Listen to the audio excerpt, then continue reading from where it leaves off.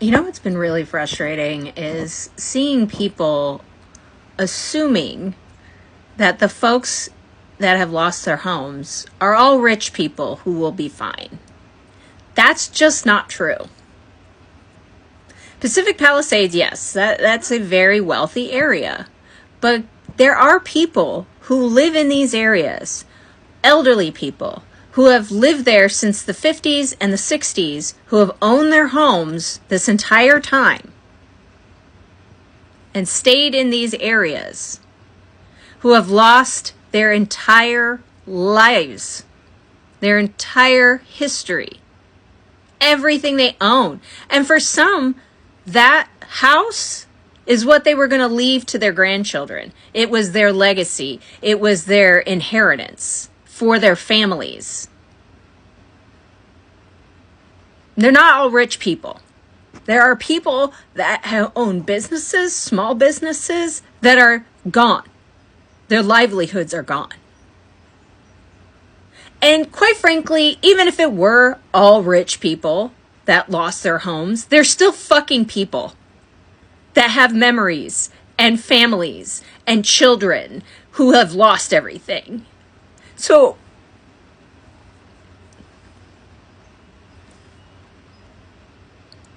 internet is a terrible fucking cesspool of assholes. Like, really. It was wrong. It's wrong for people to say anything about a natural disaster, regardless of where it is or who it's impacting, as if those people deserved what is happening to them based on how they vote or anything, right? The only thing that voting really does, that you can judge somebody for voting is because there's certain political factions that want to cut all funding for things like fire prevention and climate change and things like that, right? I understand being upset about that. But the average American who lives in these areas that are affected by natural disasters don't deserve the hate, right? The victims of these do not deserve this.